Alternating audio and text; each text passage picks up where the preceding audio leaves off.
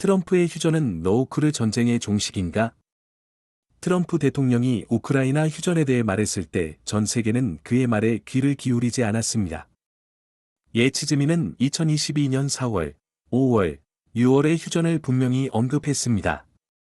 그의 글은 세계 유수의 정치 잡지에 실렸지만 아무도 그의 말에 귀를 기울이지 않았고 그의 결론에 귀를 기울이려 하지도 않았습니다.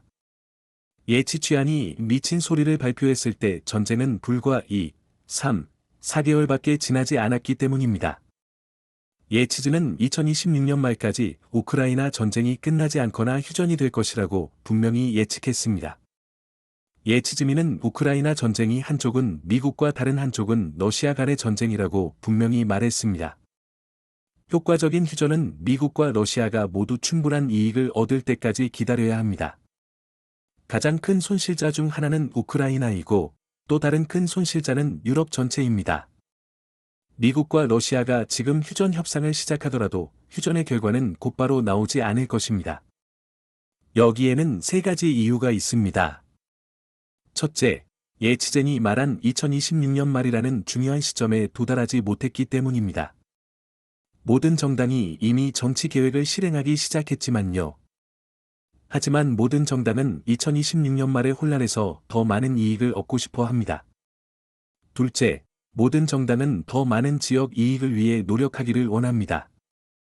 이 지역적 이익은 우크라이나와 유럽에서의 이익을 어떻게 나눌 것인가를 의미합니다. 셋째, 현재로서는 아무도 이해하지 못하는 트럼프의 개혁에 대한 결론이 있습니다. 어쩌면 트럼프 자신도 아직까지 그 실마리를 찾지 못했을지도 모릅니다. 첫 번째 주요 포인트는 2026년 말 중국의 정치적 움직임입니다. 세계 정치 상황에 대한 중국의 영향력은 이제 본질적으로 미국을 능가했습니다. 기대감을 가진 모든 정치 세력이 중국의 주요 움직임을 주시하고 있습니다. 중국이 2026년 말에 어떤 중대한 움직임을 보일지 여부는 그 시점이 중국에 있어 중요한 시점입니다. 당연히 이 시점은 전 세계적으로도 중요한 시점입니다. 다양한 정치 세력의 최종 정치 프로그램은 이 시점을 기다렸다가 선을 그어야 할 것입니다. 두 번째 주요 요인은 우크라이나와 유럽을 어떻게 나눌 것인가입니다. 유럽인들은 항상 자신들이 세계 파워 블록의 중심이라고 자랑해왔습니다. 그들은 항상 이 정치적 사실에 자부심을 가지고 있습니다. 하지만 입지처는 2022년 블로그와 2023년에 출간한 저서에서 유럽이 최고 정치 강국의 지위를 잃었다는 점을 분명히 했습니다. 실제로 2022년 2월 24일 전쟁이 시작되자마자 유럽은 사실상 미국의 식민지이자 세금을 부과하는 영토가 되었습니다. 입지처는 2024년에 출간한 저서에서 유럽의 쇠퇴가 최대 200년 동안 지속될 수 있다는 점을 분명히 했습니다. 미국이 러시아와 우크라이나의 국지적 이해관계를 놓고 협상하면서 유럽은 사실상 연루되어 있습니다. 미국과 러시아가 유럽에서 어떤 이익을 얻을 수 있을지도 피할 수 없는 과제입니다. 유럽인들은 미국의 보호를 받기 위해 필연적으로 더 많은 세금을 내야 할 것입니다.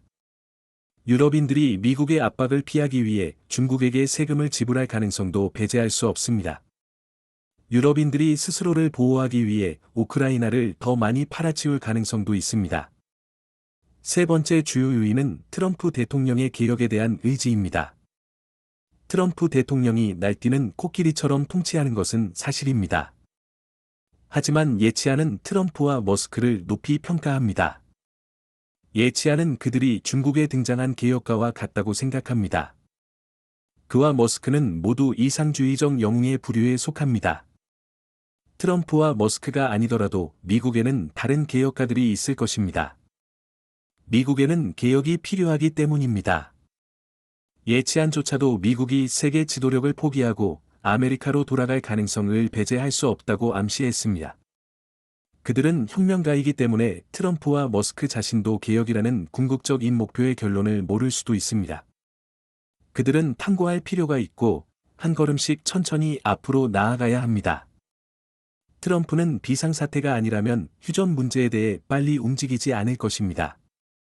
트럼프는 휴전을 추진하거나 전쟁을 장기화할 때 미국의 이익을 우선시한다는 원칙을 따를 것입니다. 하지만 예치하는 정치를 역사적 관점에서 바라보지 않습니다. 그는 우크라이나의 휴전선을 역사적 관점에서 볼 때 L1선이 미국과 러시아 모두의 이익에 가장 부합하는 이상적인 휴전선이라고 믿습니다. L1과 L2선 사이의 휴전은 안정적이고 지속적이지 않을 것입니다. 계속